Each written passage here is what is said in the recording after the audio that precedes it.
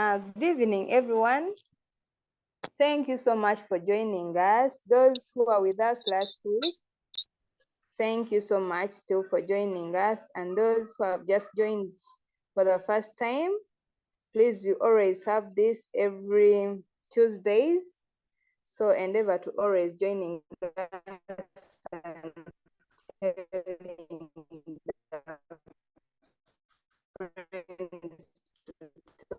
the friends. Yes, and today,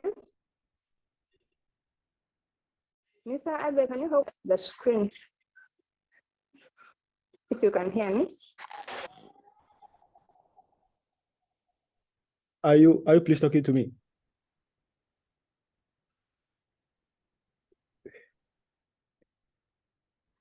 No, I'm talking to Abel. Okay. Yeah. Winnie, what do you want me to do? To share the screen of Dr. Marker's bio and that I can be reading it. No, just read it. Just read it. Just go through it. Okay.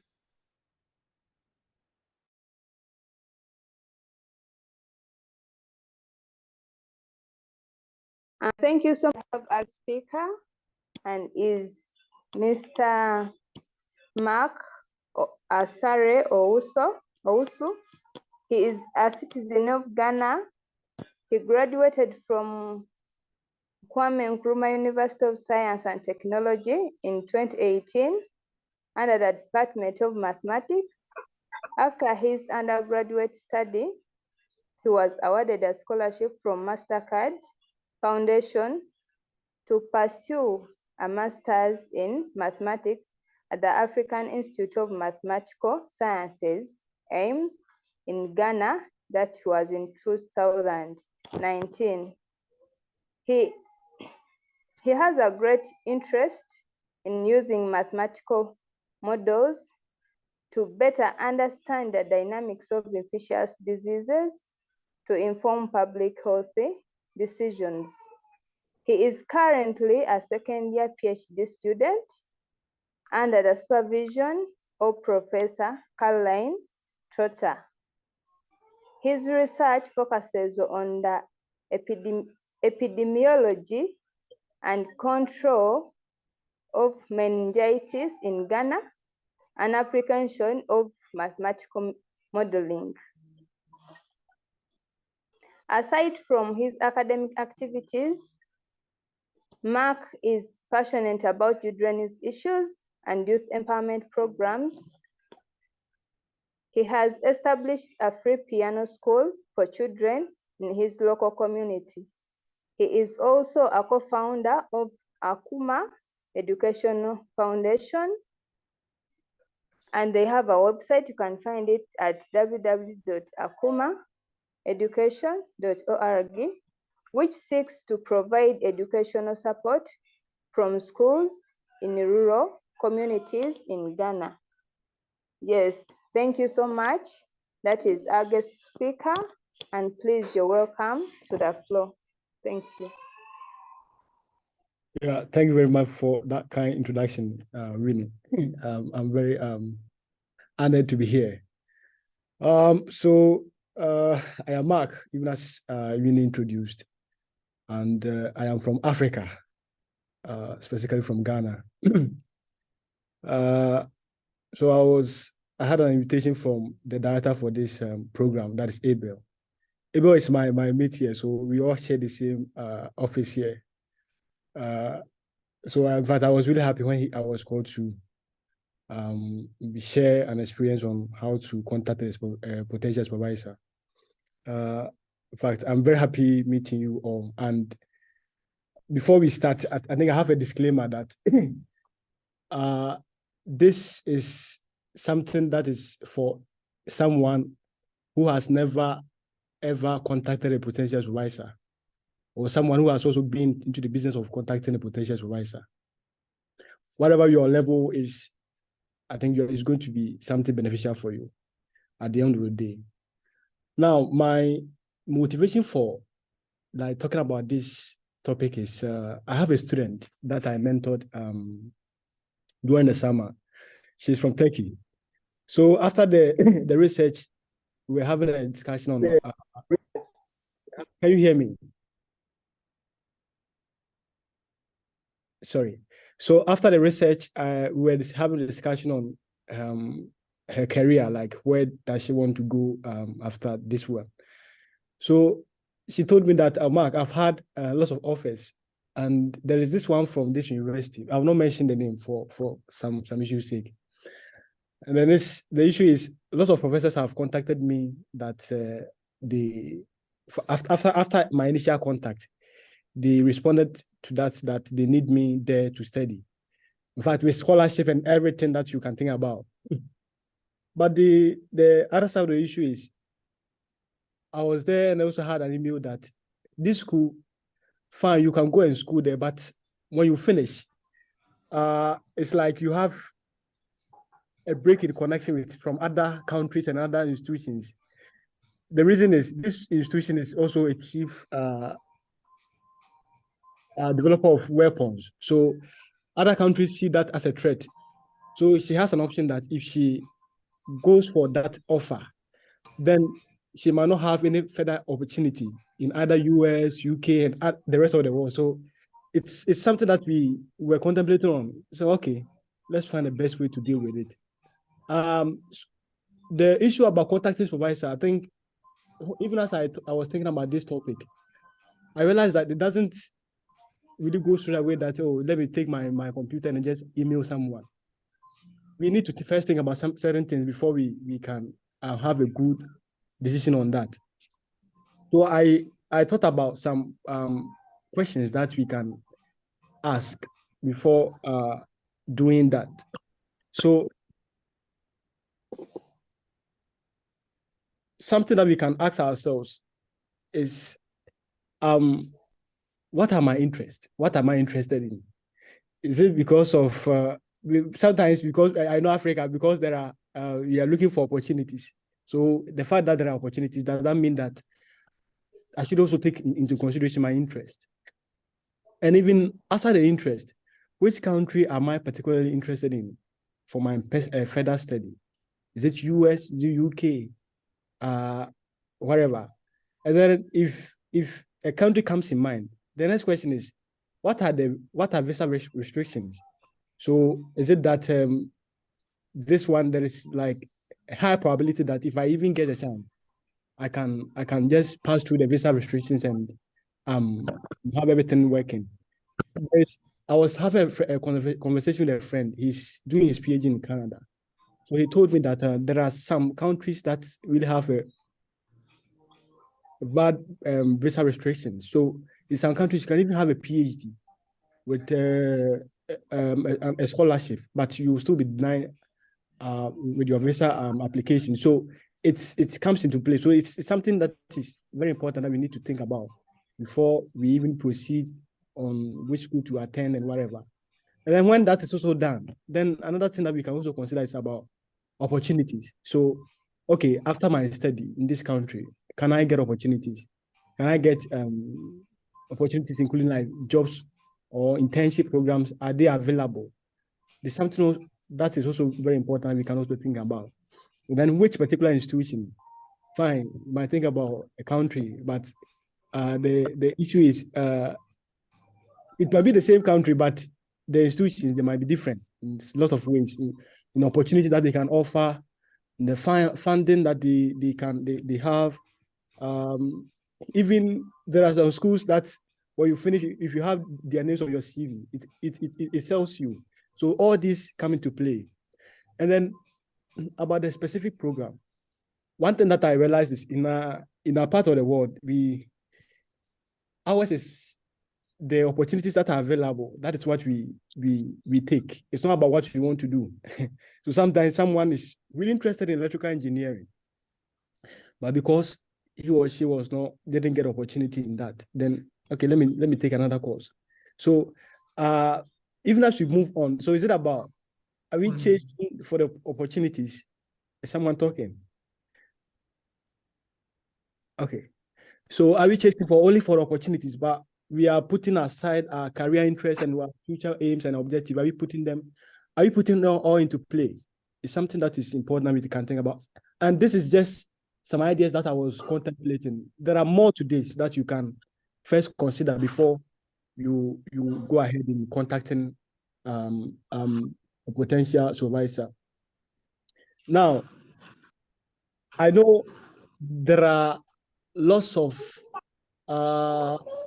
advantages and opportunities of contacting a potential supervisor, but there are, I'll just list a few of them here so we can just try and look at how even the need or the importance of contacting potential supervisors. So the first thing is centered on it's a way or it's a medium that you can really see whether you fit with what your potential supervisor, his or her trajectory is.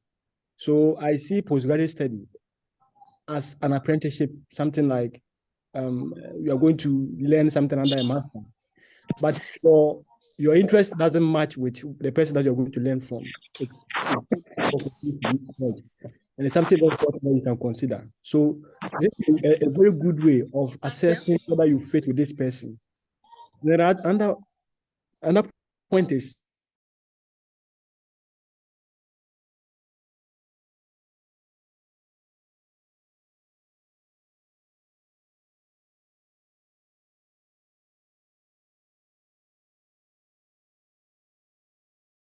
ahead helps you in knowing whether these are genuine information or are they still even available. Sometimes still the deadline might not be over, but people have already taken those opportunities. So you being able to contact them helps in knowing whether even the things that you heard and things that you really want to do is still there.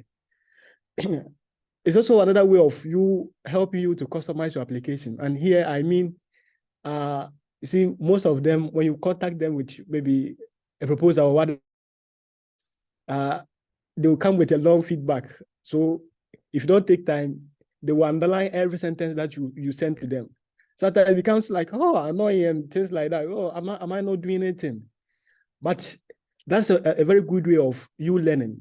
You can, because at the end of the day, their suggestions and their comments is going to help you reshape what you want to do and where you want to go as part of your career. It is also another way of opportunity. Sometimes you might even contact someone, the person might not be really interested in working with you, or they might not have enough funding to work with you. But the issue is at the end of the day, you're going to get something out from this. They can recommend you to someone different. So I have a personal experience in this. For me, there was this project that I wanted to do, and I contacted a potential supervisor elsewhere. So when I contacted the person, he says, "Oh, Mark, I've gone through your CV, I've gone through your message, and I really see that you're a good student, and I really like working with you. However, the issue is I don't have enough funding, but I have someone in this institution that I think the person is potentially good for you because the person has a funding for this. So can you contact that person?" Then the supervisor, that person sent me the contact information of the one that she referred for me. Then I followed up, and at the end of the day, I got that person. So it is a way to also like create that networking. So it's not only about, okay, when I meet a supervisor A or when I write to a person A, if the person that doesn't take me, everything is done. No, it still comes with other opportunities. And of course, it's another way of you knowing or searching for potential funding. So most of these people have are funding for projects. So that is also another way of, through your interaction, you get to know whether they have these funds available or not. And then it also demonstrates you writing to someone, like you demonstrate that you are someone who can initiate something good. So you writing to someone that maybe I'm interested in working with you, or I'm interested in doing this with you, it also comes with that initiative power in you. So it's another way of you demonstrating that you are really sorry. Yeah, it's not fine. Sorry for the interruption. I don't know. Yeah. So another way of another advantage of doing this is it improves your chances for being accepted into the graduate program. Now, one thing that we have to notice, this supervisors and these faculty members that we write to, they are the same people who are on the scholarship committees, who are on the selection committees. So they are there. Now think about it this way. As long as, or so far as they have had that initial contact with you, then the networking is there. They know you. So if they are part of the selection committee, and in the course of the selection, because they know you and they know your abilities and your capabilities, then it increases your chance of being selected as compared to someone they have not come into contact with. Another way is another advantage is also helps in getting the advice and then the needed guidelines. Of course, even as I first informed, it's not always that you even get to those people supervising your work, but they can give you constructive criticisms and things like that that can help you in tailing what we are doing now, and then also draw insight from what their idea that they are sharing with you, for you to better shaping what you are doing, and even to prepare your CVs and things like that. Well, even as so that when a better opportunity comes, you have an upper hand in that, and also you get personal feedback from that. And in totality, with all these, they help you in making a well-informed decision. So at the end of the day, you get to know, oh, do I really need to work with this person, or do I really need to work in it or whatever? So that is a very good way of you getting to know what. Now, before you contact them, there's something that we need to consider. And I think when I was thinking about it, this diagram was really nice in trying to communicate my idea. So most of us here are in relationships, or some of us are married, or some are yet to. Whatever might be the case is fine. But the issue is we are here. So now we prospective students, we are here. We are like this guy. And then this is the supervisor. Sorry. This is the supervisor. Sorry. The lady is the supervisor, that the person that we want to win. So the analogy is, you are not the only one who is contacting them or who wants to study under their supervision. There are lots of people, and there are lots of people, not only from Africa, but throughout the world. People are really chasing them to supervise their work. Now, even as so the same mentality comes when you want to propose to someone. Don't forget you are the only man. There are lots of people who are also chasing the same girl. So you then think about what words do I have to use? How do I have to like, you need to work around it, even as we have been doing. We spend time working around this.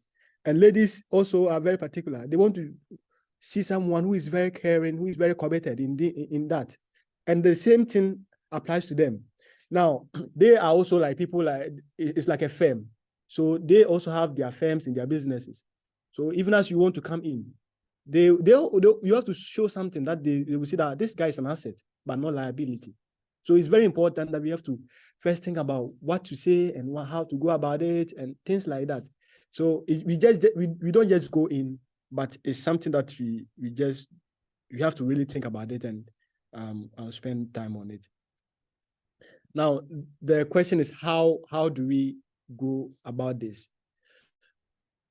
A very good way of starting the process or the journey is to first research about the supervisor themselves. So in most of the departments and most of the universities, when you go to your staff directory, you see the profiles of these supervisors, what they are interested in, their publications, their ongoing research works. You see all these, most of them, you see these important values there. So what you do is you can first go through some of the papers. So you just let them know that, oh, I really have spent time on you. Even as when we're going to propose to your girlfriend, you spend time on the person. You ask, sometimes you even go about asking about their friends, like to get more information, so that when you approach the person, this guy is serious. He has really done like his underground well. So sometimes you read about their what they have done and their current research interest, what they are doing now. You try to abreast yourself with that. And most of the times I recommend that now when you take every paper, for even the cheapest ways, just read the abstract. After that, just come to the discussion.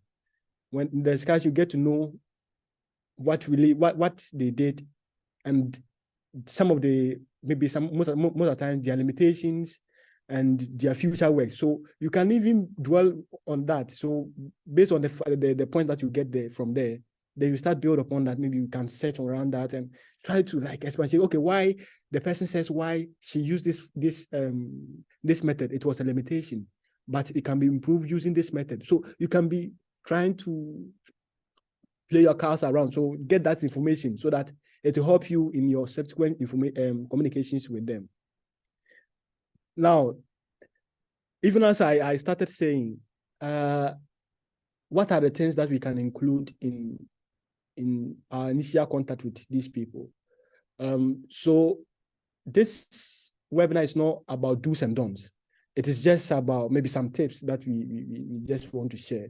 It's not about streets that go by this way or go by that way. But if maybe you can think about maybe working around this area, or maybe trying to get these ideas into what you're already doing, so that it will be able to better shape whatever you have got. So I think the first thing that is very important is you have to show that you are a professional person. So like in your salutation, so you can use dear Professor so and so, show that like you are respectful. It is something natural that if you show respect to someone, like the person, it's easy to win the person's heart. It's like the same way. Let's go back. If you're proposing to a lady, if you just try to be rude at the first instance, you will be just sent away. But if you have to calm down, irrespective of whoever you are, just calm down and start the process. And then after you have got your nice introductory address, then you go on with your the subject line for your email. So I think I've indicated that it has to be something very clear, because even as I stated earlier, you are not the only person who is writing emails to them. They have lots of people, including their current students that they are supervising, their working colleagues, their collaborators elsewhere, other students who are also competing for the same opportunity. And some of them also have external collaboration, like they collaborate with NGOs and government organizations. So it's a lot. They have chunks of emails and things like that. So you have to make your subject line very clear, so that it is something like very catchy, so that it will draw them to read your message. And then in the message, you need to introduce yourself, but briefly. So we try as much as possible to make everything concise. So here, like, you just let them know who you are in terms of academic background. So because that's what you are applying for. So who you are, maybe the institutions that you've already attended, your affiliate, something more about the academic background, as I said. It's very useful in trying to introducing you, letting them know who you are. And also, you have to make sure that you clearly express your interest. So let them know that you are really interested in working with them. So it's not about just maybe just work around, maybe go around. So you have to hit the nail to the point. Let them know that you are really interested in working with them. If there is such an opportunity, let them know your interest. And also highlight on your qualifications. So even as I said earlier, that these groups are like business or companies. They really need people who can come in as assets. They really need people who can come in, bring something new to the table. So if you are writing to them, let them know the skills that you have already got through maybe your internship programs that you've done before, some courses some computational skills that you have developed over the years through your maybe undergraduate study or previous study. Let them know these skills. They're very important. And what it tells them is it helps them know that you are someone who's also coming, bringing something on the table, which is very important. Also, you can ask some specific questions. So even as we initially discussed that after you have gone through their papers, some of their papers, so maybe certain part of the papers, maybe you might want to engage them more. It is a way to win their hearts. You will see that, oh, this guy is really following me. This guy has really read about me. Okay, this guy is very committed. Even we have not done anything, but he's gone beyond reading about me, like interested in my work. It's a very good way of trying to let them know that you're a very serious student and you're a very committed person. Also, because you cannot write everything here, because this email has to be something very concise and very, very simple. So you need to, it's also important to include your CV, because that is where, if your introductory message catches them, then it will send them to read more about your CV, to know you more in the process. And then I'll also emphasize that be very concise and be straightforward to the point. Don't write like lots of things. This is not the place to try to write all about your research work. Most importantly, just I recommend maybe the main finding from your work, and then the implication, maybe a line or two is fine, not write plenty. And then in all, thank them for their time and their consideration, because even as I just said, they have lots of responsibilities that they have to undertake. So having even they spending time to read your work, something that you really have appreciate. Then you also use a professional signature and let them know your contact information. Maybe email. Some of them can even go beyond trying to reach you through WhatsApp and other social media platforms. So you can add those information too. Now, having done all this, so after this, then you send it.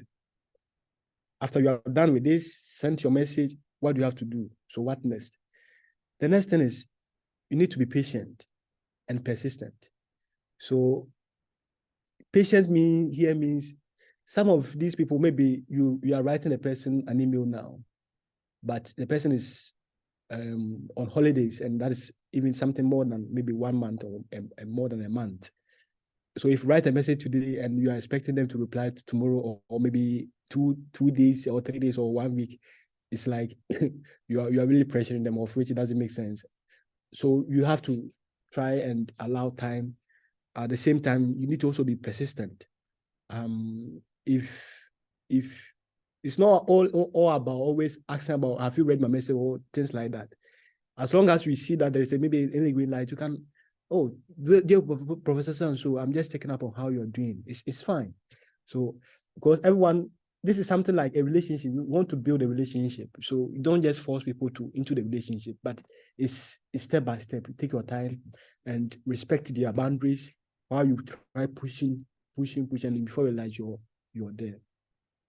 And then also follow up, but respect their time. Even as I said, they are very busy people. However, you need to keep on following them and try to let them know what is happening and things like that. Now, when you go beyond, if in case someone replies back and say, oh, I've read your work, whatever, every message that they give you is a success. Whatever they will, as long as they reply to your message, see it as a success. What do I mean here? Now, the reply that you can get from them are mostly like, oh, dear Mark, I've read your message, so thank you very much for expressing interest to work with me, so, but then they will come, but I don't have enough funding, or no, I am not interested in working with maybe a student now. That is one. So when you get your message to be negative, and sometimes you go, oh, Mark, yes, I've read, I'm interested in you. What are you doing? I think you can. So let's have a meeting. Now, before we go on the first one, let's talk about the second one. So that is in the situation where they request for a meeting. When they request for a meeting, then you have to, like, if you are a Christian, you have to come with a cross. It's a good success for you. This is a time for you to show that you really mean business. So even as I said, then you can go back and read more about their research work, think about trying to come with some questions from what they've already done as a main point of discussion during your meetings with them. Most of them really like that. Like, you will see, oh, this guy has something in mind, even though he has not started anything, but he still has something in mind, which shows a good sign. And in the other ways that no one expects is when they say, I am no interested in working with you. Now, when it comes like that, I have a personal experience on that. So, and I want to share that before I see what next on that. So before I came here, I applied to a different school in a different country. So when I finished everything, sent it. So I was there and I had an email from the admissions committee that, oh man, we've considered our application, but we are sorry that we could not take you for this time. We had people with better grades and things like that more than you, so we couldn't take you.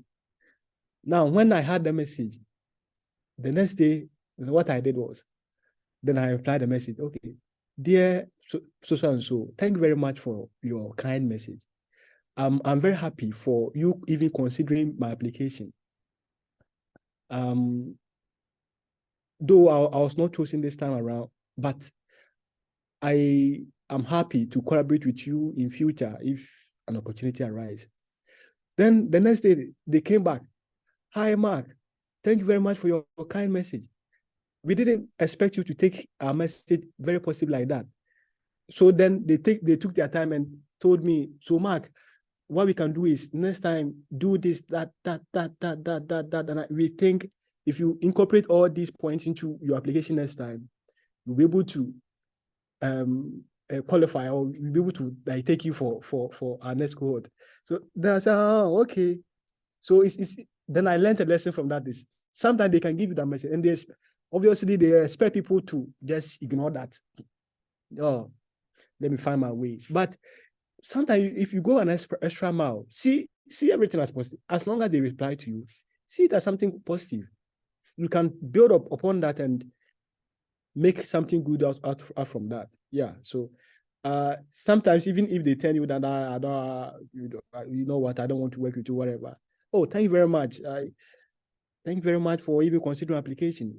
It says something. It can open way even as you go ahead. Yeah. So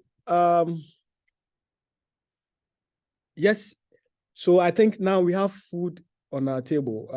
So my friends in Uganda, we have matuke on our table, and those in Kenya, we have ugali, and then those from Ghana too, we have fufu on table.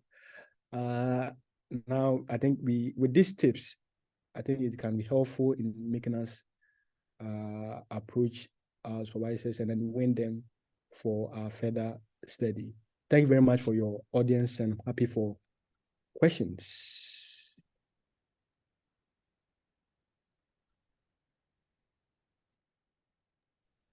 Okay, thank you so much, Dr. Mark. We are really grateful to having you this evening. Yes, people, you can raise up your hand or go in the chat if you have any question. It has really been helpful. I've noted down that part where you said if you have to think that you're not the only one that is in need of this supervisor. So just know that you are on a competition, as men be or women be, like when you want to get into that marriage, just be determined to win this person. And indeed, we have to take it at heart, because everything in this world almost needs it's competition. The better one wins. Yeah, very true. Yeah, I see two hands. Okay. Yes, Nixon, Dre. Thank you so much, Dr. Mark, for the insightful presentation that you have given us about this very important topic of reaching out to potential supervisors. In my application, right now I'm working on some applications, and I've reached that stage of wanting to reach out to these potential supervisors to get some specific things that I should include maybe in my personal statement, and I've had quite some challenges at this stage, but I've benefited a lot from the presentation because it has answered most of those concerns. I have one question, especially at the part where you have recommended us to introduce ourselves briefly. Is it okay to include things like a name in that line, or we should give the name to the final signature at the end? Okay. Yes, I personally, I think there is nothing wrong with you introducing your name as part of the introductory part of your message. I think that counts like you repeating or really highlighting who you are, and of course that is you. So there's nothing wrong with you trying to write your name there. I am Mark Owusu. I am a current PhD student in the University of Cambridge. I've worked on this program before. There's nothing wrong with that. Yeah. All right. Thank you so much. You're welcome. Yeah. Okay, let's hear from Daniel, Mr. Daniel.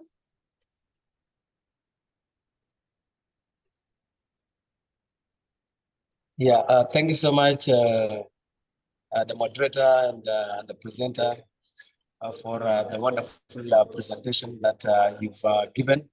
And of course, I would like to thank Waleko Abel, the first place, for organizing the webinar. Daniel Manuel from South Sudan. I would like to re-echo Mark that one part that has touched me from your presentation is the fact that normally we have tried to reach out to our potential supervisors, and sometimes the feedback that we get from them is always not immediate. And it's so unfortunate that we have worked with some people who always reply very fast to your messages, like Abel, just with 5 minutes, 10 minutes, already you got your feedback. So we have been spoiled by people like that. And when you get someone who takes long, like they take a day, 2 days, a week before they reply to you, sometimes you feel discouraged. And to me, I think this was the biggest concern that I had. But from your presentation, I think it is now clear that much as we are pushing for support, we need to be patient, we need to be persistent. So I think that point has been taken home. And moving forward, I think if it takes ages, I think we'll be willing to wait and continue pushing until we get what we need. So thank you very much. And I wish you all the best. Looking forward to having another session. Thank you. Thank you very much. Yeah. Thank you. Yeah. Thank you very much, Daniel, for your contribution. Then let's have Ankunda. And you have other messages from the chat.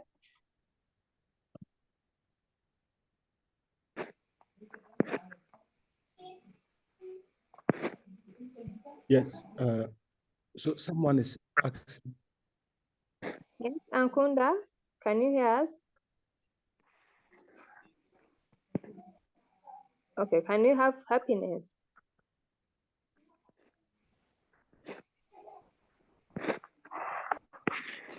Hello, thank you, Abel and the team for such an inspiring session.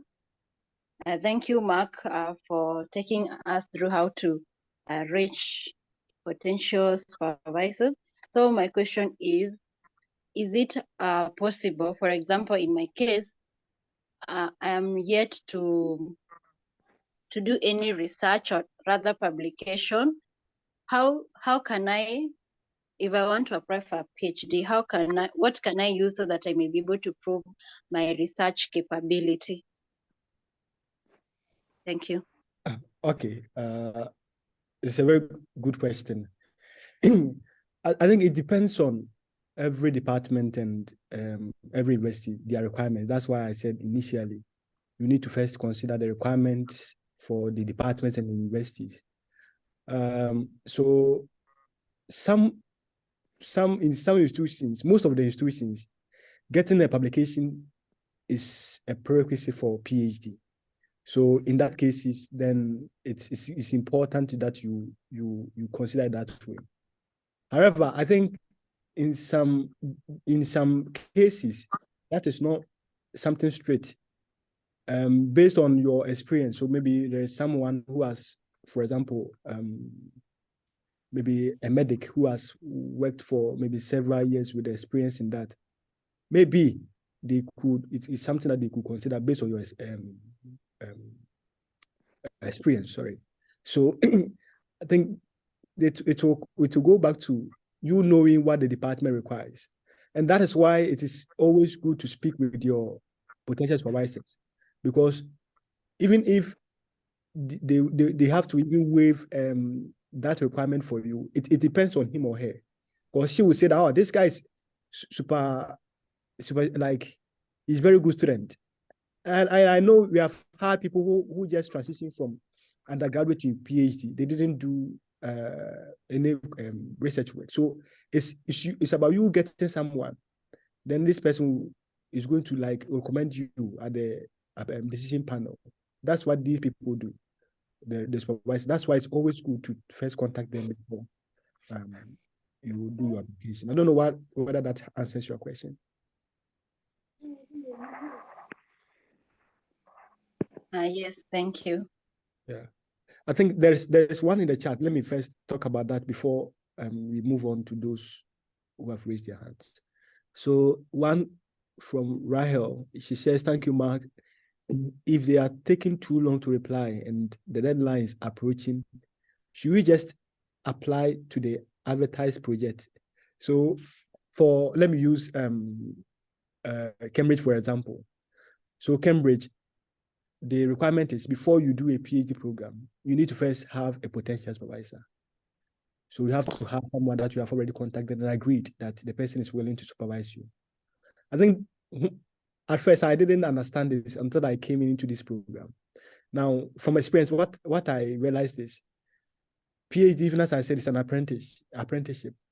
Your supervisor is the main person that you are working with. At the end of the day, she's the one to recommend you to the degree committee that this person came to study under my supervision, and he or she qualifies to be given the certificate. They do that recommendation. So if you don't have a potential supervisor, then the logic is, then who are you going to work with? Because you don't have like a situation where a student just PhD is not like something that you just come. No one, you don't have anyone to report to immediately.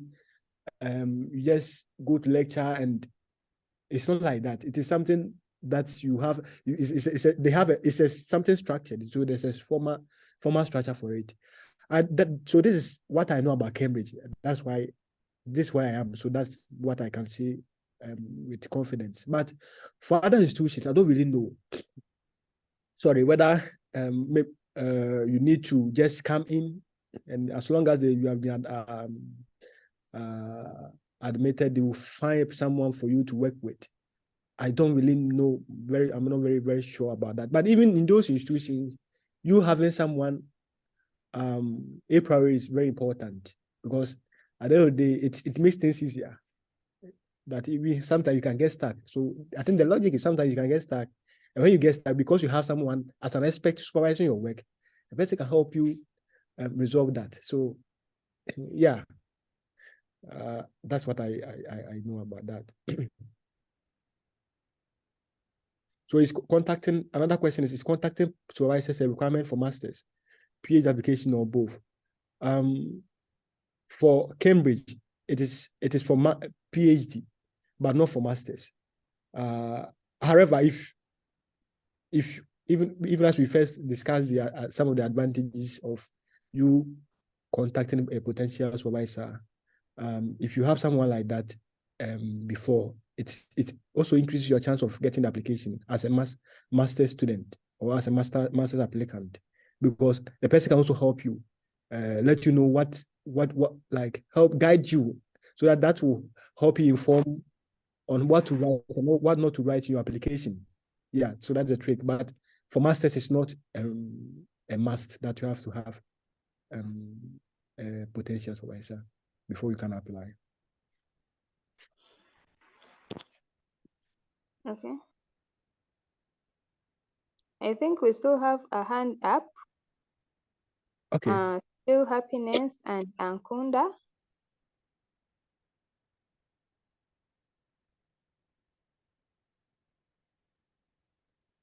I'm sorry for that. Okay, Ankunda, can you have Ankunda, please?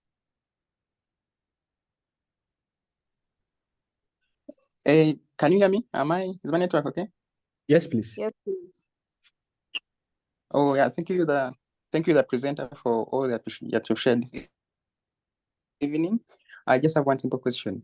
I want to ask about the CV. Like, can you give us some tips on how a professional CV is supposed to look like, especially for the one for academic purposes? I don't know whether I missed it in the meeting, but I need to know, like, I've been working on my CV and I've been stuck with the thing of it should look professional and academic CV. So like, can you give me like some tips and also like maybe some resources like I can go and visit, Yeah, thank you. Yeah, thank you very much for that insightful question. I think Abel has already covered lots of topics on this. Abel, are you there? Maybe you can you can really help on this. Yeah. Yeah. Say Thank you. something. Yeah, thank you so much, Mark, and thank you for the presentation. Ankunda, we have a YouTube presentation on CV writing. We are going to send you a link right now so that you can just go and enjoy and you refine your CV. My colleague Win is going to share with you a link right now, either on WhatsApp or on the Zoom chat. Yeah, to our YouTube channel. It has that very nice work on CV writing. Over. Yeah, thank you very much. Yeah, and I'm happy that Akunda is now okay. Yeah, because he will get the link. There's one question in the chat box. Thank you, Mark, for this important insight on contacting supervisors. I have this concern. How short should this letter take in terms of paragraphs or total number of words? Because I see many outlines in the presentation. Thank you and blessings. Yeah, so one thing that we have to note is these are tips like that are there to support whatever you are doing. Now, of course, it's not everyone that will need to write everything. We don't forget that this is a relationship, so it's like we are going to chase for a lady as a man. Now, every lady has a way to be approached. So, but there's a general guideline that you have to be gentle, you have to be committed. Those they are all there. But if as we move on, every lady is like an issue specific or a situation specific. So it's about you trying to develop the best from the points that were listed. It's not mandatory you have to include everything. However, if you can also try to, even if you want to include everything, even as I was emphasizing that, try to be as much as possible, very concise and straightforward. Because if you make it like very chunk, it might prevent them from going through your work. But so I cannot best tell, maybe you have to have maybe 10 paragraphs or but the general procedure, it has to have introductions. You have to introduce yourself, let them know who you are. That is the introduction. Then after that, let them know why you are contacting them. So let them know your interest for the message, and why you want to work with them. That's your interest. So having done that, even you can also add why do you see that to support you in your career goal.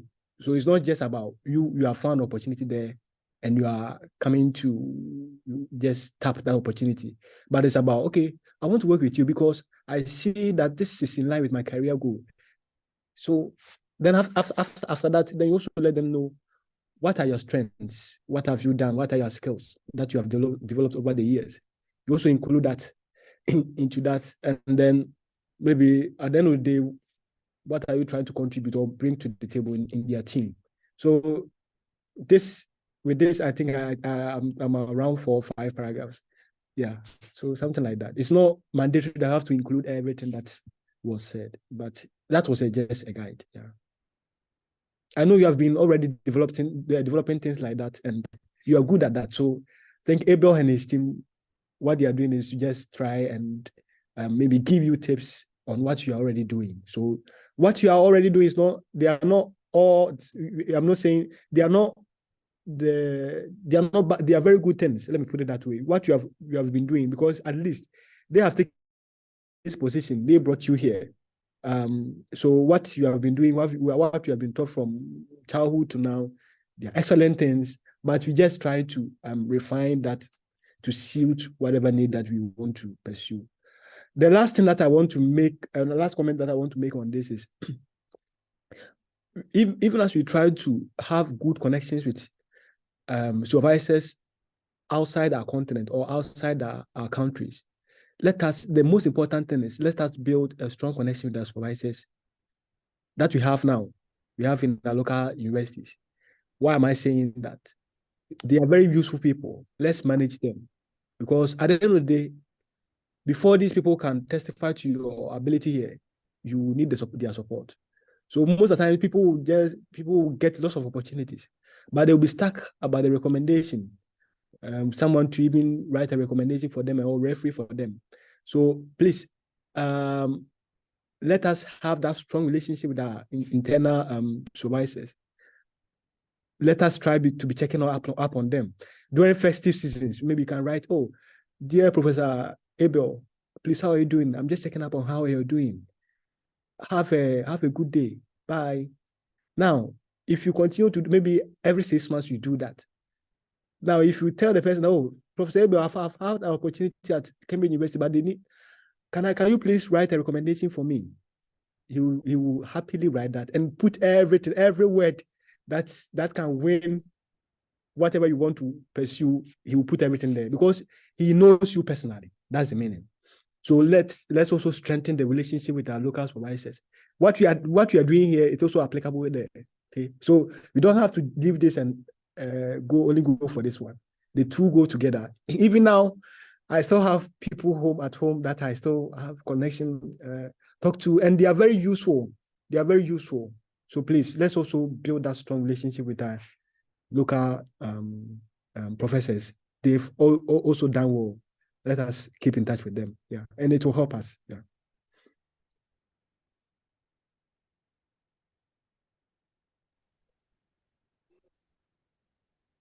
Okay, in the chat, I'm seeing Ankunda's hand still up. I don't know whether he did just put it down. But we are winding up. Yes, Ankunda, do you have any other question or comment? Oh, sorry, I forgot. I forgot Lloyd, sorry. Okay, Yeah, please feel free. No question is too stupid. Feel free. I'm at home. Uganda is my home. Kampala. I am planning to visit Kampala one day. Yeah. So feel free. That's why we are all here. So don't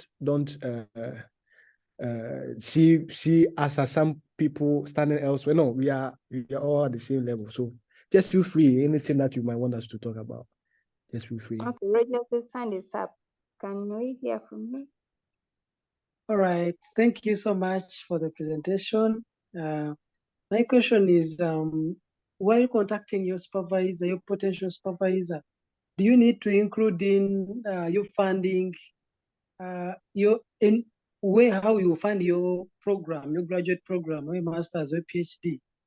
Like, do you need to tell them that you're going to apply for a scholarship, or you do not have any scholarship, or like anything? Do you need to include that? Thank you. That's a very important question. So obviously, I know we are Africans, so definitely if we are applying here, then I think the bottom line is we don't have the funds.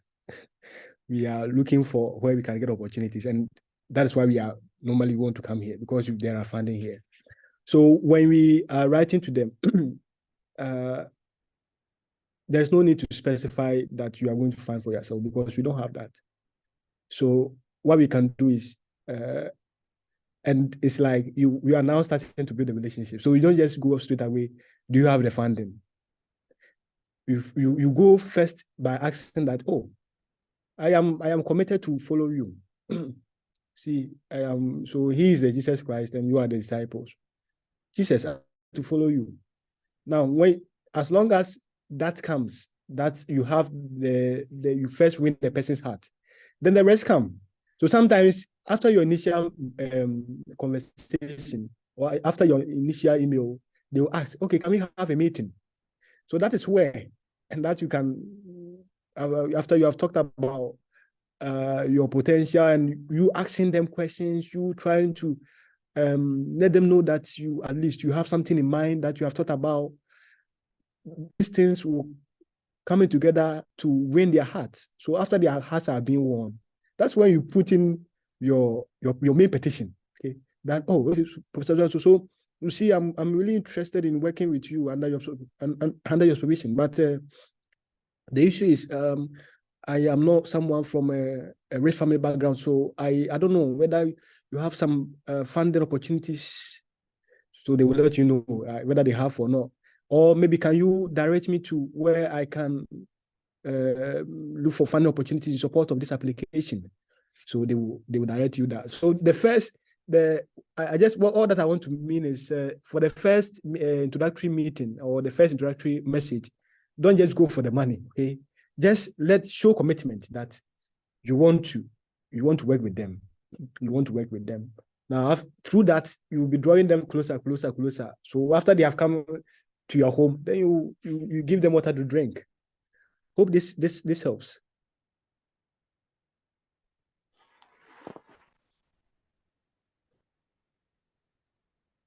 Okay, I think that is it. Thank you so much, Dr. Mark.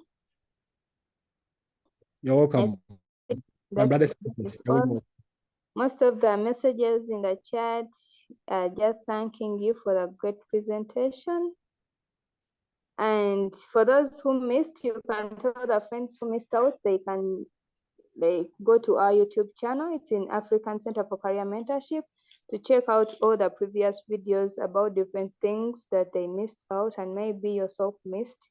And you can also visit our different social media platforms, the YouTube, the Twitter, we have on LinkedIn, still African Center for Career Mentorship, Facebook, African Center for Career Mentorship. You can share, like, and comment with different friends. Thank you so much again, Dr. Mark, for the great time. It has been really nice, and we are hoping to having you more and more. Yeah. I'll be coming together to eat what do you call it? Matuke. Yeah. It's not matuke. Yes. Yeah. Okay. Dr. Adam. Yeah. Thank you very much too for your audience. Yeah, I really appreciate your questions and insightful contributions. Thank you very much. All right. Thank you too.